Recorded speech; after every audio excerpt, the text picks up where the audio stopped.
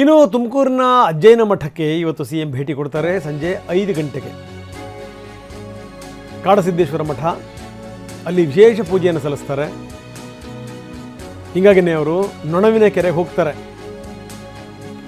ತುಮಕೂರು ಜಿಲ್ಲೆ ತಿಪಟೂರು ತಾಲೂಕಿನ ನೊಣವಿನ ಕೆರೆ, ಅಲ್ಲಿನ ಮಠಕ್ಕೆ ಇವರು ಬಹಳ ನಡ್ಕತ್ತಾರೆ. ಸ್ವಾಮೀಜಿಯವರ ಮಾತು ಮುಖ್ಯಮಂತ್ರಿಗಳಿಗೆ ವೇದವಾಕ್ಯ, ಅವ್ರು ಹಾಕಿದ್ದ ಗೆರೆಯನ್ನೇ ಇವರು ದಾಟಲ್ಲ. ಇವತ್ತು ಸಂಜೆ 5 ಗಂಟೆಗೆ ಕಾಡಸಿದ್ದೇಶ್ವರ ಮಠಕ್ಕೆ ಹೋಗ್ತಾರೆ.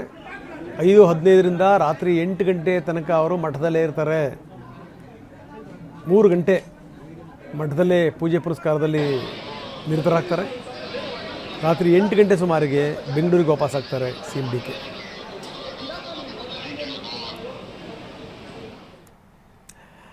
ಇನ್ನು ಇದೆಲ್ಲದರ ಜೊತೆಗೆ ನಾಳೆ ಸ್ವಕ್ಷೇತ್ರಕ್ಕೂ ಕೂಡ ಸಿ ಎಂ ಡಿ ಕೆ ಭೇಟಿ ಕೊಡ್ತಾರೆ. ಈ ಮೊದಲ ಬಾರಿ ಅವರು ಕನಕಪುರಕ್ಕೆ ಭೇಟಿ ಕೊಡ್ತಿರೋದು ಮುಖ್ಯಮಂತ್ರಿ ಆದಮೇಲೆ. ಕನಕಪುರದ ಜನರಿಗೆ ಅವರು ಕೃತಜ್ಞತೆ ಹೇಳೋಕ್ಕೋಸ್ಕರ ಹೋಗ್ತಾ ಇದ್ದಾರೆ. ಕನಕಪುರದ ಜನ ಇವ್ರನ್ನ ಬೆಳೆಸಿದ್ದಾರೆ, ಆಶೀರ್ವಾದ ಮಾಡಿದ್ದಾರೆ. ಹೀಗಾಗಿ ಮುಖ್ಯಮಂತ್ರಿಗಳು ನಾಳೆ ಅವರಿಗೆ ಥ್ಯಾಂಕ್ಸ್ ಹೇಳಲಿಕ್ಕೋಸ್ಕರ ಹೋಗ್ತಾ ಇದ್ದಾರೆ, ಕೃತಜ್ಞತೆ ಹೇಳೋಕ್ಕೋಸ್ಕರ ಹೋಗ್ತಾ ಇದ್ದಾರೆ.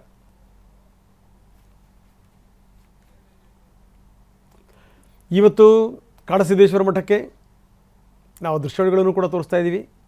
ಬಹಳ ಭಕ್ತಿ ಶ್ರದ್ಧೆಯಿಂದ ನಡ್ಕೋತಾರೆ ಡಿ ಕೆ ಶಿವಕುಮಾರ್.